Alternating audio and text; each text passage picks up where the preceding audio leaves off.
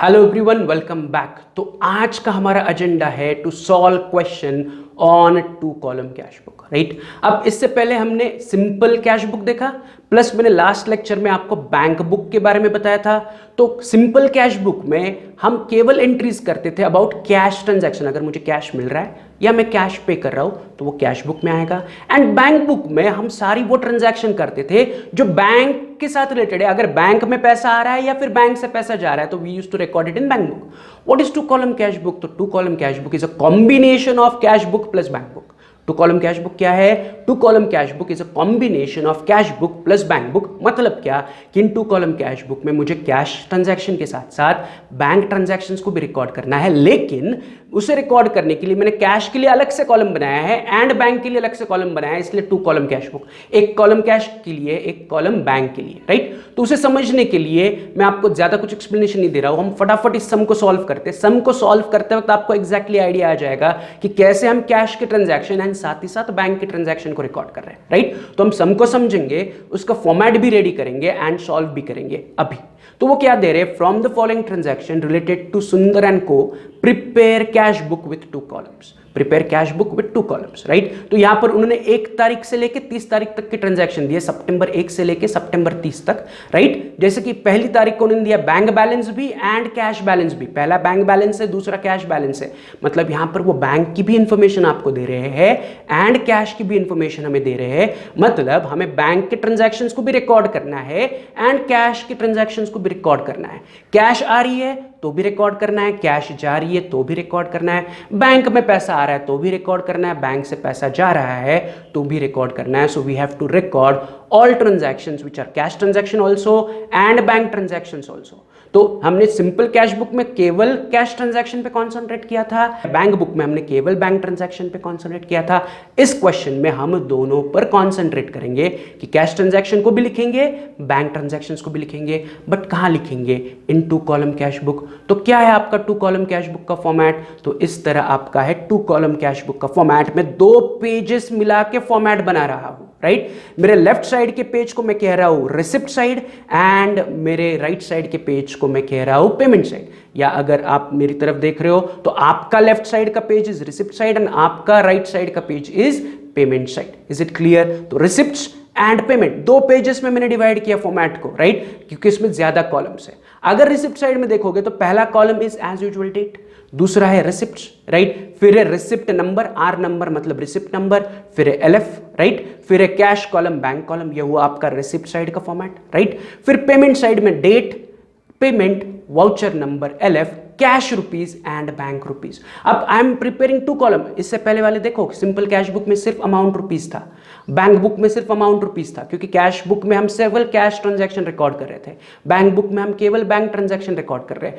To column cash book में हम cash transaction के साथ साथ बैंक ट्रांजैक्शन भी रिकॉर्ड कर रहे हैं, इसलिए मैंने रिसिप्ट साइड में एक कैश का कॉलम बनाया, एक बैंक का कॉलम बनाया, पेमेंट साइड में भी एक कैश का कॉलम बनाया एंड बैंक का कॉलम बनाया। मतलब कैश आने पर कैश के कॉलम में रिकॉर्ड होगा, बैंक में पैसा आने पर बैंक के कॉलम में रिकॉर्ड होगा, या कैश से पैसा जाने पर कैश कॉलम में पेमेंट साइड में एंट्री होगी, या फिर बैंक कॉलम में पेमेंट साइड में एंट्री होगी। Is it clear? ये क्लियर है, फॉर्मेट क्लियर है, राइट। 2 पेजेस मिला के हमेशा टू कॉलम का फॉर्मेट ड्रॉ करो ताकि आपको सम सॉल्व करने में आसानी होगी। अदरवाइज एक पेज पर इतना बड़ा फॉर्मेट, बहुत कम जगह बचेगी, फिर नरेशन, फिर आपका 2-3 पेजेस तक फॉर्मेट चला जाएगा, टोटलिंग में मुश्किल होगी, आगे सारे कैलकुलेशन में मुश्किल होगी। तो for the convenience of solving the some divided into 2 parts, right. फिर से ऊपर आपको क्या लिखना है, किसके लिए हम अकाउंटिंग कर रहे हैं? तो मैंने ऊपर टाइटल दिया दोनों पेज के बीच में, in the books of Sundar and co. क्या बना रहे हैं हम? Cash book with 2 columns, right. And left corner में I am writing debit and right corner में I am writing credit, debit and credit. Is it clear? When I am saying left and right, आपका left and right, मेरा left and right नहीं, तो left corner debit and right corner credit. Is it clear? तो ये आपका format बनना चाहिए। तो मैं आपको 5 मिनट का टाइम दे रहा हूं, पॉज द वीडियो एंड पूरे पेज के लिए इस प्रकार का फॉर्मेट बनाओ, राइट। तो 5 मिनट के बाद प्ले करो वीडियो को एंड फिर हम एक साथ सम को सॉल्व करते हैं, राइट। फॉर्मेट बनाओ। Format is nothing but same receipt and payment side, जैसे हमने इससे पहले कैश बुक के सम्स किए थे। सिर्फ इस बार मैं क्या कर रहा हूं, रिसिप्ट साइड में कैश एंड बैंक 2 कॉलम्स बना रहा हूं। अमाउंट के 2 कॉलम है, कैश का एक कॉलम, बैंक का एक कॉलम, एंड पेमेंट साइड में भी कैश का एक कॉलम एंड बैंक का एक कॉलम। Is it clear? चलो तो pause the video and format को रेडी करो।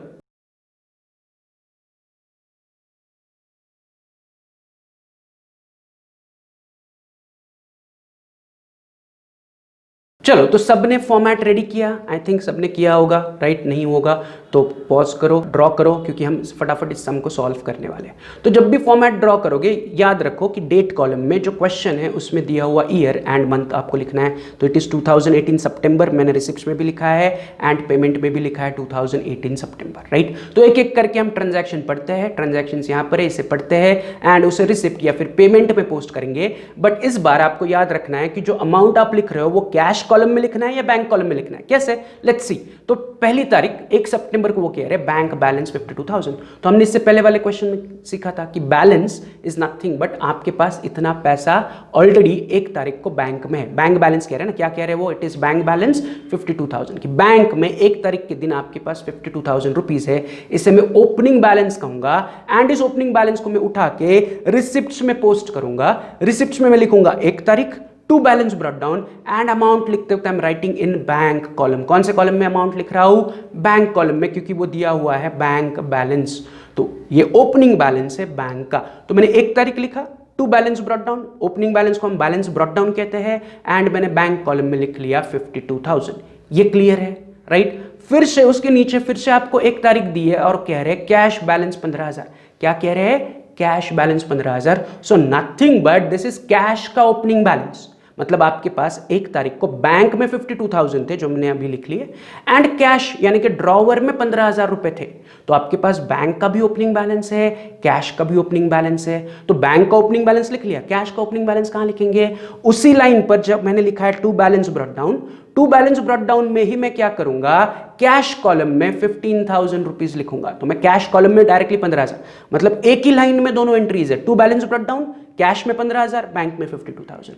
तो 1 तारीख के दिन मेरे पास कैश में 15,000 एंड बैंक में 52,000 थे, ऐसा ये ट्रांजैक्शन कह रहा है। Is it clear? तो टू बैलेंस ब्रॉट डाउन हो गया, हमारे पास कैश में भी कुछ बैलेंस है, बैंक में भी कुछ बैलेंस है। अब 1 तारीख के बाद अगली ट्रांजैक्शन पढ़ते हैं और बस हम इतना ही समझेंगे कि पैसा आ रहा है या जा रहा है। फिर हम सोचेंगे कि वो कैश में आ रहा है या कैश से जा रहा है या बैंक में आ रहा है या बैंक से जा रहा है। तो समझने के लिए चौथी ट्रांजैक्शन पे कॉन्सेंट्रेट करो। तो वो कह रहे हैं purchase goods and payment made by cheque. मैंने गुड्स खरीदा एंड उसका पेमेंट किया, बट कैसे किया? बाय चेक, मतलब मैंने चेक दे के सामान खरीदा, राइट? तो मुझे बताओ चेक यानी कि पैसा आ रहा है या जा रहा है? तो पैसा जाएगा। मैं चेक से पेमेंट कर रहा हूं तो पैसा जाएगा। गुड्स आ रहे, गुड्स खरीद रहा हूं एंड चेक से पैसा दे रहा हूं, तो इसकी एंट्री मुझे करनी पड़ेगी ऑन द पेमेंट साइड। कहां पर करनी पड़ेगी? On the payment side of my 2 column cash book. तो मैं पेमेंट साइड में आ रहा हूं, मैं लिख रहा हूं 4 तारीख, मैं लिख रहा हूं आगे by purchases account and amount लिखते वक्त मैं बैंक कॉलम में लिख रहा हूं क्योंकि मैंने पेमेंट थ्रू चेक किया है। मैंने पेमेंट कैसे किया है? चेक से किया है, इसलिए मैं बैंक कॉलम में लिख रहा हूं 15,000 क्योंकि मैंने कितने के गुड्स खरीदे? 15,000 के एंड चेक से पेमेंट किया। मैं चेक से पेमेंट कर रहा हूं इसलिए मैंने बैंक कॉलम में एंट्री किया है।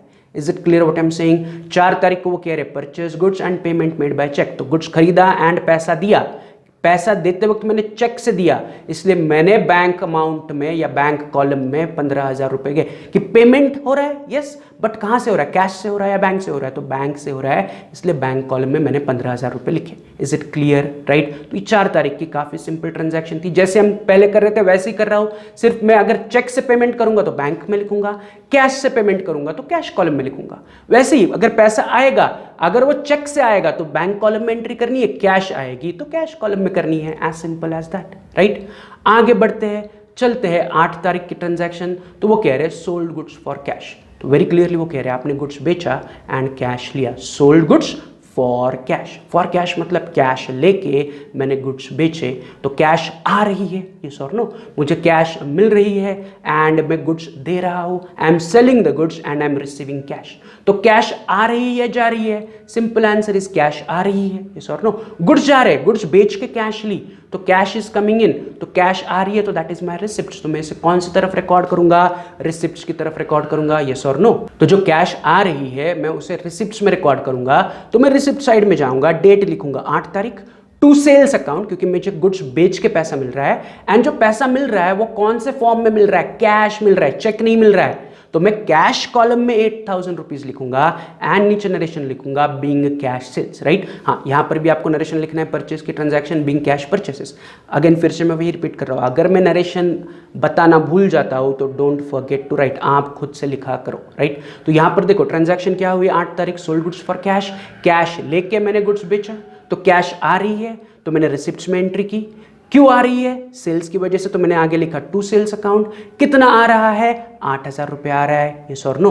तो टू सेल्स अकाउंट 8,000 मैंने कैश कॉलम में लिखा। कौन से कॉलम में लिखा, कैश कॉलम में लिखा, राइट। एंड नीचे मैंने नरेशन लिखा बीइंग कैश सेल्स। ये क्लियर है, 8 तारीख समझ में आया, गुड्स बेच के कैश लिया तो कैश आया, रिसिप्ट्स, यस और no. To sales and cash column में लिखो 8,000 बीइंग गुड्स सोल्ड, राइट।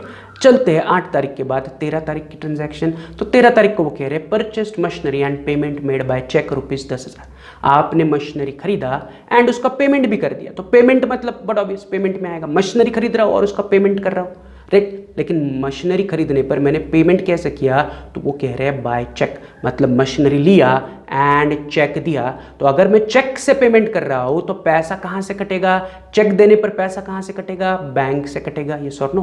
तो इसकी एंट्री पेमेंट में होगी एंड अमाउंट लिखते वक्त हम कौन से कॉलम में लिखेंगे, बैंक कॉलम में लिखेंगे, क्योंकि I am giving a cheque and machinery खरीद रहा हूं। इज इट क्लियर, सिंपल है, ज्यादा कुछ सोचने की भी जरूरत नहीं है। पेमेंट मेड बाय चेक मतलब मैंने पेमेंट किया चेक से, चेक यानी कि पैसा बैंक से जाएगा, राइट। तो सिंपली 13 तारीख की ट्रांजैक्शन को मैं उठाऊंगा एंड पेमेंट में लिखूंगा 13 तारीख by machinery account and amount लिखूंगा in the bank column 10,000 and नीचे नरेशन आएगा बीइंग मशीनरी परचेस्ड। क्या नरेशन आएगा, सिंपल सा, बीइंग मशीनरी परचेस्ड। मशीनरी खरीदा एंड बैंक से पैसा गया, इसलिए बैंक कॉलम में 10,000 रुपए लिखे। तो पैसा आ रहा है या जा रहा है, बस आपको इतना ही सोचना है। मशीनरी खरीदा एंड पैसा गया, तो पैसा जा रहा है, इसलिए पेमेंट में मैं एंट्री कर रहा हूं बाय मशीनरी, क्योंकि मशीनरी के लिए पे किया। कितना पे किया, 10,000, बट कैश से नहीं, चेक से पे किया। चेक यानी कि बैंक कॉलम में मैं 10,000 रुपए लिखूंगा एंड नीचे नरेशन बीइंग मशीनरी परचेस्ड। ये क्लियर है, राइट। तो ये सिंपल था 13 तारीख का ट्रांजैक्शन। 13 तारीख के बाद आगे चलते हैं ऑन 16 तारीख का ट्रांजैक्शन। क्या कह रहे हैं, sold goods and receive cheque, bracket में वो कह रहे हैं deposited same day ₹12,000। Sold goods and receive cheque, मैंने गुड्स बेचा एंड मुझे चेक मिला, गुड्स बेच के चेक मिला एंड वो चेक मैंने इमीडिएटली जाके बैंक अकाउंट में, बैंक खाते में जमा कर दिया।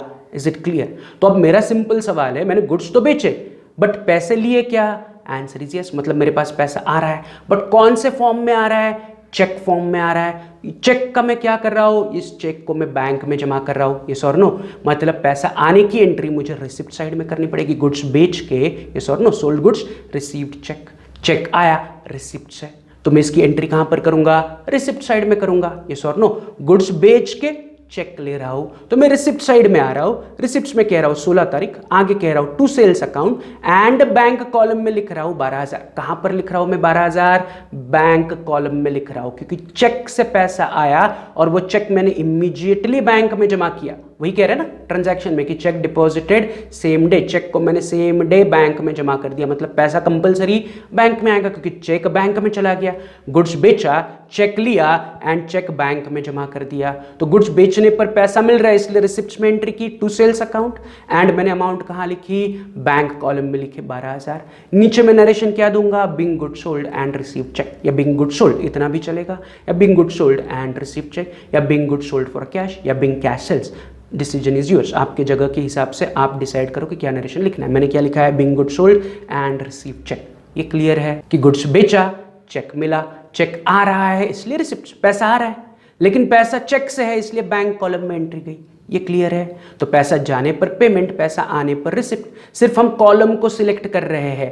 कैश में आएगा तो कैश कॉलम में लिखेंगे, चेक से आएगा तो बैंक कॉलम में लिखेंगे। वैसे ही पेमेंट अगर मैं कैश से कर रहा हूं तो कैश कॉलम में, चेक से कर रहा हूं तो बैंक कॉलम में। Is it clear. चलो 16 तारीख के बाद चलते हैं 17 तारीख की ट्रांजैक्शन। तो वो कह रहे purchase goods for cash from Mrinal ₹18,000। मैंने गुड्स खरीदा फॉर कैश, मतलब गुड्स खरीद के मैंने कैश पे की। ध्यान से सुनो, purchased goods for cash, goods खरीदा फॉर कैश, मतलब पैसे दे के, कैश दे के मैंने गुड्स खरीदा। तो कैश आ रही है, जा रही है, simple answer is I am paying cash. Cash दे के मैं गुड्स खरीद रहा हूँ, यस और नो। तो इसकी एंट्री कहाँ पर होनी चाहिए, on the payment side, yes और नो। तो इसकी एंट्री मैं पेमेंट में करूंगा, लेकिन जो पैसा है वो मैं कैश कॉलम में रिकॉर्ड करूंगा या बैंक कॉलम में, तो आंसर इज कि फॉर कैश है, चेक नहीं है, मतलब मैं उसे कैश कॉलम में रिकॉर्ड करूंगा। तो जो गुड्स खरीदा उसका पैसा मैंने कैश में दिया, ये sir no purchase goods, goods खरीदा एंड मैंने कैश पे किया, तो कैश दे रहा हूं इसलिए पेमेंट में एंट्री होगी, एंड अमाउंट जब मैं लिखूंगा तब मैं कैश कॉलम में लिखूंगा, इसलिए मैं 17 तारीख के ट्रांजैक्शन को उठा रहा हूं, पेमेंट में आ रहा हूं, पेमेंट में लिख रहा हूं बाय परचेसेस अकाउंट क्योंकि गुड्स खरीदा, एंड अमाउंट लिख रहा हूं कैश कॉलम में, राइट, क्योंकि कैश दिया, चेक नहीं है यहां पर, कैश कॉलम में 18,000 एंड नीचे में लिख रहा हूं being cash purchases, being cash purchases, cash दे के सामान खरीदा, बिंग कैश परचेसेस, सिंपल सा नरेशन है। तो ये 17 तारीख भी हमारे लिए काफी सिंपल था, ये सॉर नो कि मैंने गुड्स परचेस किया एंड 18,000 रुपए मैंने कैश, जेब से कैश निकाली एंड मृणाल को पे किया, जिससे खरीदा था उसे पे किया, being cash purchases. Is it clear? तो चलते हैं on the next transaction, that is 20 तारीख की transaction, purchase stationery and paid by cheque 2100। क्या कह रहे हैं वो? Purchased stationery and paid by cheque, मैंने स्टेशनरी खरीदा, राइट, एंड उसका मैंने इमीडिएटली पेमेंट कर दिया। कैसे किया? चेक से किया, राइट। तो देखो मैं स्टेशनरी खरीद रहा हूं, स्टेशनरी आ रही है और उसके बदले में पैसा जा रहा है, तो मुझे इसकी एंट्री कहां पर करनी पड़ेगी? मुझे इसकी एंट्री पेमेंट पे करनी पड़ेगी। स्टेशनरी आ रही है बट पैसा जा रहा है, बट मैं पैसा देते वक्त कैसे दे रहा हूं? तो उन्होंने कहा है by cheque, paid by cheque. क्या कह रहे ट्रांजैक्शन में? Paid by cheque. तो चेक का पेमेंट है मतलब मुझे अमाउंट लिखनी पड़ेगी इन बैंक कॉलम।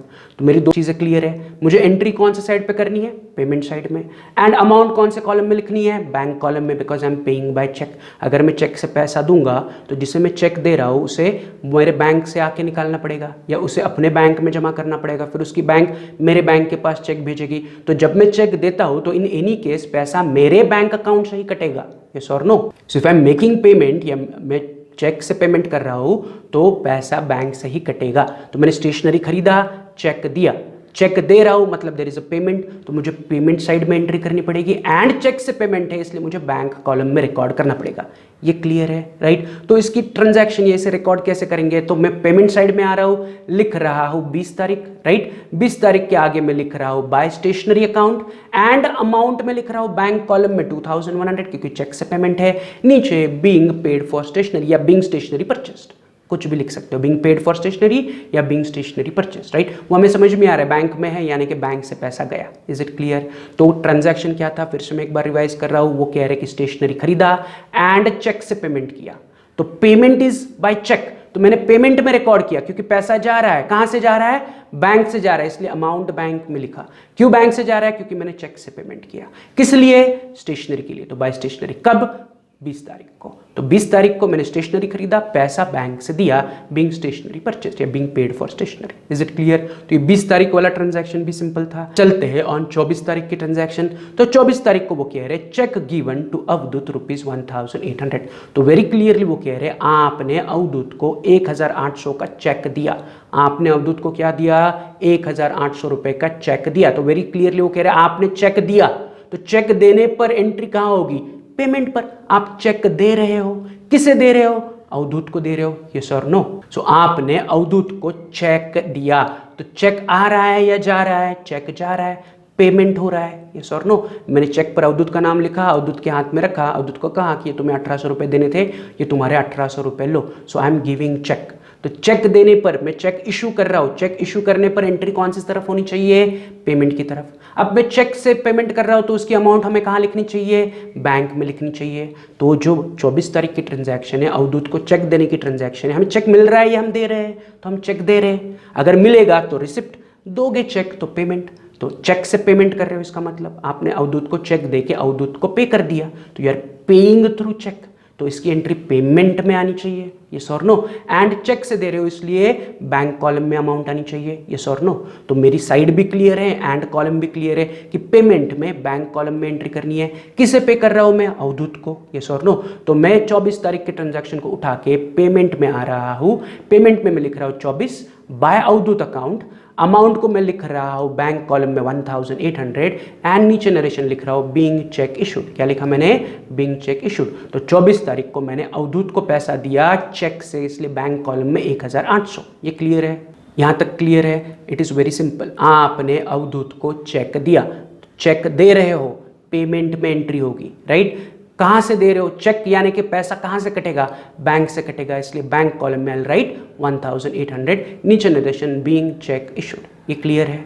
अब 24 तारीख के बाद चलते हैं 27 तारीख। 27 तारीख को क्या कह रहे हैं, ध्यान से सुनो, it is very important adjustment for us. इस पर 2 स्टार करके रखो आप अपने टेक्स्ट बुक में। क्या कह रहे हैं, cash withdrawn from bank ₹12,000, cash withdrawn from bank ₹12,000। आप बैंक में गए, बैंक में से आपने 12,000 रुपए निकाले एंड आप ऑफिस में लेके आए, आपने बैंक से 12,000 रुपए निकाले। क्या निकाला, कैश विदड्रॉन फ्रॉम बैंक। आप आपके बैंक में चले गए, राइट, जहां पर आपके बिजनेस का बैंक अकाउंट है, जहां पर आपका करंट अकाउंट है, उस बैंक में आप गए, काउंटर पर आपने विड्रॉल स्लिप दी, आपने आपके बैंक खाते से 12,000 रुपया कैश निकाली, राइट। तो यहां पर कैश भी इन्वॉल्व है, बैंक भी इन्वॉल्व है। Getting what I am saying, आपने बैंक से कैश निकाली, तो बैंक से पैसे कट रहे हैं, आपके हाथ में या आपके ड्रॉवर में या आपके बिजनेस में 12,000 रुपए कैश आ रही है। तो एक ही ट्रांजैक्शन में बैंक भी इन्वॉल्व है एंड कैश भी इन्वॉल्व है। Getting what I am saying, आप बैंक में चले गए, काउंटर पर आपने withdrawal slip the and bank खाते से, किसके बैंक खाते से, बिजनेस के बैंक खाते से आपने 12,000 रुपीज निकाले, राइट। क्या निकाला, कैश। मतलब आपके पास कैश आ भी रहा है एंड बैंक से पैसा कट भी रहा है, ये सर नो। तो यहां पर दोनों चीजें हो रही है, कैश भी आ रही है, बैंक से पैसा कट भी रहा है। तो जब भी किसी ट्रांजैक्शन में 2 कॉलम कैश बुक में स्पेसिफिकली जब कैश एंड बैंक एक साथ इन्वॉल्व है, तो इस ट्रांजैक्शन को कहा जाता है कॉन्ट्रा ट्रांजैक्शन या Contra entry, not Contra transaction, इसे कहा जाता है कॉन्ट्रा एंट्री। तो एज अ कॉन्ट्रा एंट्री से हमने कैश बुक में रिकॉर्ड करना है। कॉन्ट्रा एंट्री कब होती है, व्हेन कैश एंड बैंक एक ही ट्रांजैक्शन में इन्वॉल्व है। Is it clear. जैसे कि इससे पहले हमने जितनी भी ट्रांजैक्शन की, जैसे अवधूत को चेक दिया तो Avdhoot and bank is involve, yes और नो। या स्टेशनरी खरीदा तो stationery and bank is involve, yes और नो। या उससे पहले क्या था, हमने मृणाल को कैश देके गुड्स खरीदे थे तो वहां पर कैश एंड परचेसेस इन्वॉल्व था, राइट। बट आज की तारीख पे 27 तारीख में वो कह रहे आपने बैंक से कैश निकाली, so bank is one party and cash is the second party, या bank is one factor, cash is the second factor, या bank is one element, cash is the second element. Getting what I'm saying? आपने bank से पैसे निकाले, तो पैसे यानी कि कैश निकाली, तो कैश आ रही है, कहां से आ रही है, बैंक से आ रही है, यस और नो। तो एक ही ट्रांजैक्शन में बैंक भी है, कैश भी है, और हमारे पास कैश एंड बैंक दोनों कॉलम है, यस और नो। तो जब भी इस प्रकार की ट्रांजैक्शन दी जाएगी तो हमें कॉन्ट्रा एंट्री करनी पड़ती है। क्या एंट्री करनी पड़ती है, कॉन्ट्रा एंट्री। तो कॉन्ट्रा एंट्री कब होती है, कैसे होती है, वो हम आगे देखते हैं। कॉन्ट्रा एंट्री कब होती है, व्हेन कैश एंड बैंक दोनों एक ही ट्रांजैक्शन में इन्वॉल्व है, कि मैंने कैश बैंक में जमा की या मैंने बैंक से कैश निकाला, कॉन्ट्रा एंट्री होगी। मैंने जेब से कैश निकाली, बैंक में जमा की, इस कॉन्ट्रा एंट्री। मैं बैंक में गया, बैंक से कैश निकाली, इस Contra entry. Is it clear. तो अब कॉन्ट्रा एंट्री लिखते कैसे है, राइट। तो उसे समझने के लिए मैं आपको एक पॉइंट ऑफ व्यू बता रहा हूं। जब भी कॉन्ट्रा एंट्री आएगी या जब भी 2 कॉलम कैश बुक में कैश एंड बैंक एक ही ट्रांजैक्शन में इन्वॉल्व होंगे, तो आपको यही पॉइंट ऑफ व्यू अपनाना है एंड एंट्री करनी है, तो ही सही एंट्री बनेगी। Is it clear. Otherwise there will be always a confusion. अपना ज्यादा दिमाग लगाओगे तो कंफ्यूजन क्रिएट होगा। तो कीप इट सिंपल, सिंपल रखना है। अब पहले तो ये समझ रहे हो क्या कि कॉन्ट्रा एंट्री को कैसे पहचानना है। कॉन्ट्रा एंट्री को पहचानने के लिए सिंपल सा लॉजिक इज कि एक ही ट्रांजैक्शन में कैश भी इन्वॉल्व है, बैंक भी इन्वॉल्व है। जैसे आज की अभी की 27 तारीख की ट्रांजैक्शन है कि हमने बैंक से कैश निकाली, तो कैश आ रही है मेरे जेब में, ये सॉर नो। मैं बिजनेस से कैश, मैं बिजनेस बैंक अकाउंट से कैश निकाल रहा हूँ एंड मैं बिजनेस के ड्रॉवर में उसे रख रहा हूँ, तो cash is coming into the business. कहाँ से आ रही है, बैंक से आ रही है, तो कैश भी इन्वॉल्व है, बैंक भी इन्वॉल्व है। तो ये बन गया हमारे लिए कॉन्ट्रा एंट्री का ट्रांजैक्शन। तो इसके लिए हमें कॉन्ट्रा एंट्री देना है। अब कॉन्ट्रा एंट्री देने के लिए मैं आपको एक पॉइंट ऑफ व्यू या एक लॉजिक बता रहा हूं, उसी लॉजिक पर आप हमेशा एंट्री करो। जब भी कॉन्ट्रा एंट्री आएगी, first think about cash. Bank के बारे में नहीं सोचना है। बैंक के बारे में सोचोगे तो फिर गड़बड़ हो जाएगी। Think about cash. किसके बारे में सोचना है आपको, कैश के बारे में सोचना है। बैंक के बारे में थोड़ी देर के लिए बाजू में हो जाओ, राइट। तो मैं क्वेश्चन या ट्रांजैक्शन पढ़ने पर मुझे बताओ कि कैश आ रही है या जा रही है। तो वो कह रहे हैं कैश विड्रॉन फ्रॉम बैंक। आपने बैंक से कैश निकाली, मतलब बिजनेस में कैश आ रही है। पॉइंट ऑफ व्यू में क्या ले रहा हूं, only of cash, right. Bank को मैं अभी भूल रहा हूं। जब भी कॉन्ट्रा एंट्री आपको क्वेश्चन में आएगी तो उससे हमारे कैश बुक में रिकॉर्ड करने के लिए have a point of view of cash first, right. तो कैश का पॉइंट ऑफ व्यू लेके पहले एंट्री करो, राइट। फिर उसी एंट्री के हिसाब से हम बैंक के पॉइंट ऑफ व्यू से देखते हैं कि क्या होगा, राइट। हमें काउंटर एंट्री करनी है। काउंटर एंट्री करनी है मतलब हमें इसे कैश बुक के दोनों साइड पे रिकॉर्ड करना है। कैसे, धीरे धीरे समझते हैं। तो as a set counter entry clear है सबको। काउंटर एंट्री मतलब एक ही ट्रांजैक्शन में कैश भी इन्वॉल्व है एंड बैंक भी इन्वॉल्व है, राइट। तो काउंटर एंट्री देने के लिए first think about cash, bank के बारे में नहीं सोचना है। First always think about cash, कि कैश आ रही है बिजनेस में या कैश जा रही है बिजनेस से। द आंसर इज आपने बैंक से पैसे निकाले एंड कैश बिजनेस में आई। अब बैंक में गए, बैंक से 12,000 रुपये निकाले ना, तो बैंक से निकल के पैसे कहाँ आए, बिजनेस के ड्रॉवर में आपने आके 12,000 रखे। आने वाले दिनों के लिए खर्चे करने के लिए आपने 12,000 रुपये निकाल के ड्रॉवर में रखे, तो बिजनेस में कैश आ रही है। तो this is my point of view कि कैश आ रही है। तो कैश आ रही है तो कैश आने पर मैं उसकी एंट्री कहां करूंगा, रिसिप्ट्स में करूंगा। यस और नो, कैश के बारे में सोचो एंड फिर डिसाइड करो कैश आ रही है तो रिसिप्ट्स में लिखो, कैश जा रही है तो पेमेंट में लिखो।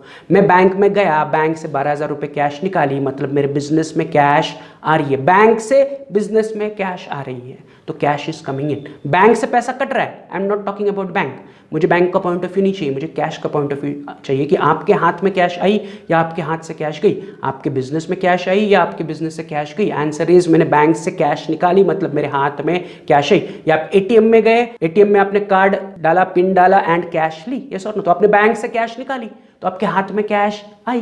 तो मुझे वही पॉइंट ऑफ व्यू चाहिए, कैश का पॉइंट ऑफ व्यू चाहिए कि कैश आ रहा है या कैश जा रहा है। तो यहां पर कैश इज कमिंग इन, तो कैश आने पर कैश इज रिसिप्ट। कैश आ रही है मतलब रिसिप्ट है, तो मैं कैश आने की एंट्री रिसिप्ट्स में करूंगा, यस और नो, राइट। तो मैं रिसिप्ट साइड में आ रहा हूं, मैं वहां पर डेट लिख रहा हूं 27 तारीख। अब मैं कहां से पैसे निकाल रहा हूं, तो मैं बैंक से निकाल रहा हूं, तो मैं आगे लिख रहा हूं टू बैंक अकाउंट। क्या लिख रहा हूं, to bank account. And cash column में मैं लिख रहा हूं 12,000, क्योंकि मेरे पास कैश आ रही है। कैश आई, कहां से आई, बैंक से आई। तो मेरी 27 तारीख की ट्रांजैक्शन टू बैंक अकाउंट, क्योंकि बैंक से पैसा आ रहा है एंड पैसा कहां पर जमा हो रहा है, कैश में जमा हो रहा है, इसलिए कैश कॉलम में 12,000। नरेशन में मैं लिखूंगा being cash withdrawn from bank. ये क्लियर है मैं क्या कह रहा हूं। I am just thinking from the point of view of cash. मैं बस कैश के पॉइंट ऑफ व्यू से सोच रहा हूं और कुछ नहीं। कैश आई या गई, कैश आई तो right it in the receipt side, right. तो रिसिप्ट साइड में मैंने लिखा 27 तारीख। कहां से आई कैश, हम ऑपोजिट लिखते हैं ना कि कैश आई कहां से, बैंक से, so I am writing to bank account, yes और नो। एंड कैश आ रही है तो कैश कॉलम में लिखनी पड़ेगी, तो कैश कॉलम में लिख रहा हूं 12,000, यस और no. So this is my first point of view, उसे मैं लिख रहा हूं being cash withdrawn from bank, right. As I said कि कॉन्ट्रा एंट्री मतलब वो हमें रिसिप्ट्स में भी लिखनी है एंड पेमेंट में भी लिखनी है, तो इसी एंट्री को मैं रिवर्स करके पेमेंट में लिखूंगा तो मेरा सही कॉन्ट्रा एंट्री बनेगा। अब मुझे बैंक के पॉइंट ऑफ व्यू से सोचने की जरूरत नहीं है, इसी एंट्री को रिवर्स कर दो। इसी एंट्री को क्या करो, रिवर्स करो। रिवर्स करो मतलब क्या कि मैं 27 तारीख को फिर से यहां पर लिख रहा हूं 27 तारीख on the payment side, right. मैंने यहां पर लिखा था टू बैंक, मैं यहां पर लिख रहा हूं by cash account. To bank की जगह मैं क्या लिख रहा हूं, बाय कैश अकाउंट। एंड उसकी अमाउंट अब मैं लिख रहा हूं बैंक कॉलम में 12,000, क्योंकि बैंक से पैसा कटा। तो देखो ऑटोमेटिकली सही एंट्री बन गई। Is it clear what I am saying. जब भी कॉन्ट्रा एंट्री आपको करनी पड़ेगी तो always have a point of view of cash, कि कैश आ रही है या कैश जा रही है। तो यहां पर कैश आ रही है, यस और नो। तो कैश आ रही है, कहां से आ रही है, बैंक से आ रही है, तो to bank. And cash column में मैंने लिखा 12,000, ये मेरी रिसिप्ट साइड होगी। अब इसी रिसिप्ट्स को मैं उल्टा करके पेमेंट में लिख रहा हूं, क्योंकि बैंक से पैसा जाने की भी एंट्री मुझे करनी है। कॉन्ट्रा एंट्री मतलब कैश आने की भी एंट्री होगी, बैंक से पैसा जाने की भी एंट्री होगी। Getting it. तो कैश आई तो रिसिप्ट्स में कैश कॉलम में एंट्री हुई, एंड बैंक से पैसा गया तो पेमेंट में बैंक कॉलम में रिवर्स एंट्री हुई। तो जो रिसिप्ट्स में एंट्री हो रही है उसका रिवर्स मुझे यहां पर पेमेंट में करना पड़ेगा बैंक से पैसा निकालने की। तो अगर लॉजिकली देखोगे तो 27 तारीख को बाय कैश अकाउंट लिख रहा हूं, क्योंकि बैंक बोलेगी कि कैश चली गई, बैंक क्या बोलेगा कि आपने कैश निकाल ली। तो बाय कैश अकाउंट, कहां से पैसे निकले, बैंक अकाउंट से या बैंक खाते से, तो इसलिए बैंक कॉलम में मैं लिख रहा हूं 12,000। नीचे नरेशन में फिर से भी लिख रहा हूं being cash withdrawn from bank, same narration दोनों तरफ। Is it clear. तो ये मेरी कॉन्ट्रा एंट्री है।